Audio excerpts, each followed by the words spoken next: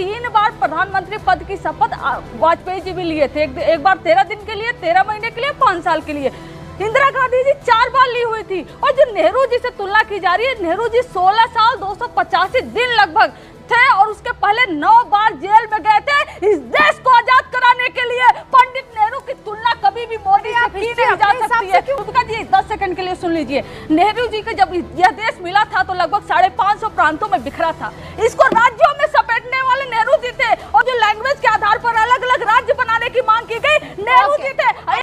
दोस्तों, समाज के अंदर चिल्ला चिल्ला कर झूठ ऐसे ही फैलाया जाता है। आधा वीडियो जो देखेगा उसे तो यही लगेगा कि जैसे नेहरू जी ने ही देश को एक किया था, सिर्फ नेहरू जी ने ही देश की आज़ादी के लिए काम किया था, सिर्फ नेहरू जी ने ही देश को आज़ाद होने के बाद प्रगति की ओर ले गए थे, मानो जैसे सारे काम सिर्फ नेहरू जी ने ही किए थे। ये आरजेडी की प्रवक्ता यही कहना चाहती है, लेकिन रूबिका का ये कहना बहुत ही महत्वपूर्ण था। लोग नेहरू जी को इतना प्यार कर रही हैं, देश के प्रधानमंत्री थे। जवाब देने दीजिए। ये शख्स भी तो देश का प्रधानमंत्री। मुझे जवाब देने दीजिए। इस आदमी से इतनी नफरत क्यों है? तो वीडियो बहुत ही इंटरेस्टिंग होने वाला है, तो वीडियो को पूरा देखें और वीडियो के अंत में जो जवाब दिए गए वो सुनने के लायक है। तो शुरू करते हैं आज का वीडियो। चलो भाई देख। लेकिन एक बात और याद रखना चाहिए, बहुत चल रहा है कि तीसरी बार नेहरू जी के बाद तीसरी बार। अरे 3 बार प्रधानमंत्री पद की शपथ वाजपेयी जी भी लिए थे। एक बार 13 दिन के लिए, 13 महीने के लिए, 5 साल के लिए। इंदिरा गांधी जी 4 बार ली हुई थी। और जो नेहरू जी से तुलना की जा रही है, नेहरू जी 16 साल 285 दिन लगभग थे और उसके पहले 9 बार जेल में गए थे इस देश को आजाद कराने के लिए। पंडित नेहरू की तुलना कभी भी मोदी से की नहीं जा सकती है। बोलने दे।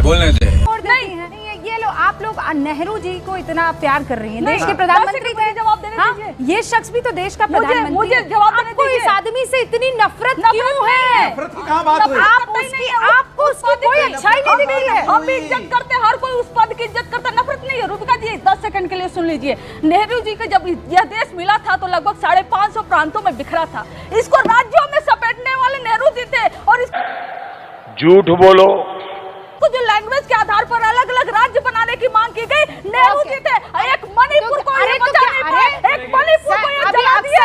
याद दिला दूं मैं आपको, पंडित नेहरू कच्चा थी वो याद दिला दूं, अक्षय चीन आपको याद दिला दूं। बना बनाया देश मिला को राज्य करने के लिए। और देखिए, हर प्रधानमंत्री के टाइम में कुछ गलत और कुछ सही होता है, उसको आप सही नहीं ठहरा सकती है कि नहीं यहाँ पे सब गलत और नेहरू के टाइम में सब ठीक था। चारा चोरी कर लिया और अब क्रेडिट चोरी कर लिया इन्होंने सरदार वल्लभ भाई पटेल का। अरे सरदार वल्लभ भाई पटेल ने किया था भाई, वो बात तो सही है। कुछ भी इतिहास तो ठीक होना चाहिए। जेएनयू में पढ़ते इतने अच्छे संस्थान में और 3 बार की शपथ की बात उन्होंने की। 3 बार शपथ लेना नहीं, 5 साल 10 साल इकट्ठा सरकार चलाने के बाद तीसरी बार सरकार बनाने वाले आदरणीय प्रधानमंत्री जी नेहरू जी के बाद ही है। और अगर जेल जाना ही इस देश के लिए काम करना है तो सावरकर तो नेहरू से भी ज्यादा गए थे। धन्यवाद करो उनको। ये हुई ना बात। गजब बात हो गई। ये बताइए मैं आपसे पूछ रहा हूं, आपका मंत्री शपथ मेरे साथ इनका मंत्री शपथ लेके नहीं कर रहा है। बताइए आपका मंत्री रिजाइन करना चाह रहा है। पहले हम जवाब देंगे, उसके बाद लड़ना नहीं बताइए शपथ लिया आज रिजाइन करना चाह रहा है। आपका ऑडियो नहीं। A few moments later. इतने मंत्रिमंडल की बड़े मंत्रिमंडल की देखिए, मुझे एक बात बहुत जरूरी कहनी है देश के लिए। आज सारा देश देख रहा है आपके चैनल को। जब देश आजाद हुआ 14 राज्य थे, उनमें से रिपोर्ट मंगाई गई थी कौन प्रधानमंत्री बने। 14 में से 13 जो है पटेल साहब के पक्ष में आए थे, एक नेहरू जी के पक्ष में केवल आया। बात तो सही है। प्रधानमंत्री बने नेहरू जी। और जो पूरे देश के सारे छोटी छोटी रियासतें थी, सबका इकट्ठा करने में पटेल साहब का योगदान था। उस योगदान को नेहरू जी को क्रेडिट देना बेईमानी की एकदम बात है। ये हुई ना बात। और कल एक रूबिका जी, कल एक ऐतिहासिक दिन था।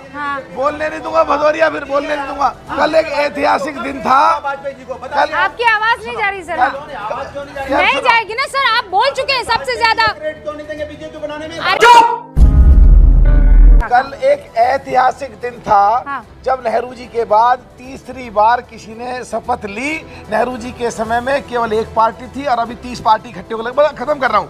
और एक आज तक जब से लेजिस्लेचर सिस्टम 1913 से कलकत्ता में शुरू हुआ, 47 आजादी के बाद 2024 तक जो बैक टू बैक 3 बार चीफ मिनिस्टर और बैक टू बैक 3 बार प्रधानमंत्री, 6 बार आज तक कोई नहीं रहा। इतना तो पावरफुल पॉलिटिशियन तहसीन पूनावाला, मुबारकबाद। इतना ये बड़ी अच्छी बात कही आप। पावरफुल पॉलिटिशियन क्यों आखरता है आप?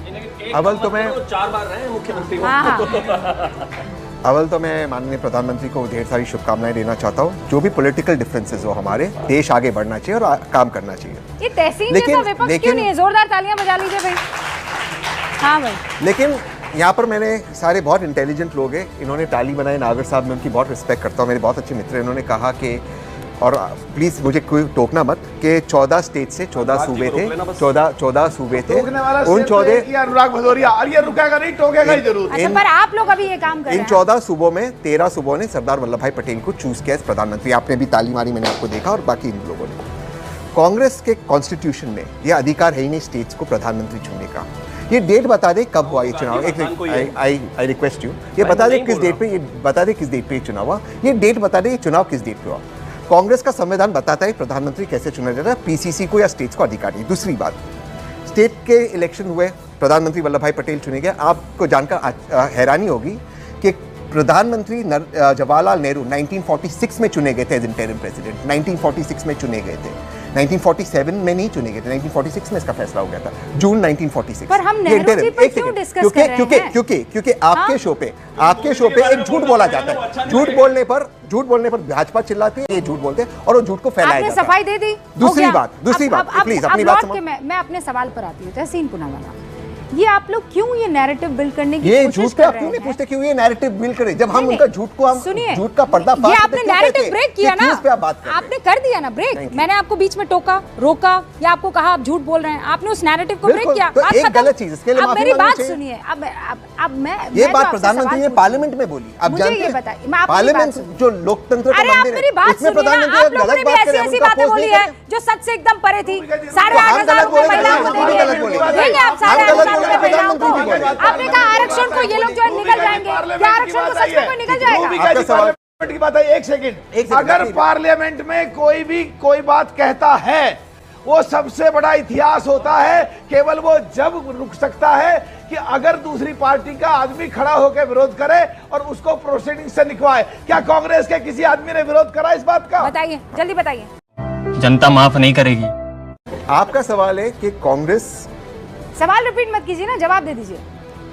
आज जब हम प्रधानमंत्री को अपोज करते हैं, हम प्रधानमंत्री को किन मुद्दों पे? कांग्रेस के किसी आदमी ने उस स्टेटमेंट का विरोध करा ताकि वो प्रोसीडिंग से निकले क्या सीधा? बोलने दीजिए ना, पहले तहसीन पूनावाला अपनी बारी का इंतजार करते रहे। सर, प्रधानमंत्री के बाद थोड़ा डिस्टर्ब हो जाता है आदमी को। हम क्यों प्रधानमंत्री को अपोज करते हैं, हम क्यों भाजपा को अपोज करते हैं? कोई व्यक्तिगत ऑपोजिशन नहीं प्रधानमंत्री की। आपने बहुत स्ट्रॉन्ग शब्दों का प्रयोग किया, हम उनसे नफरत क्यों करते हैं? हम नफरत नहीं करते, लेकिन ये सवाल पूछना हमारे लिए बेहद जरूरी है।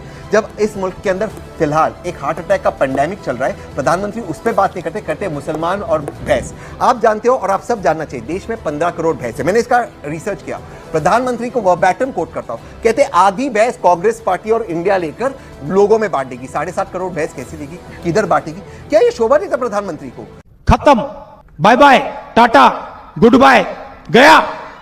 तो आपको वीडियो कैसा लगा मुझे कमेंट में ज़रूर लिखें, और इस आरजेडी की प्रवक्ता ने जो बयान दिया उसके बारे में भी कमेंट में ज़रूर लिखें।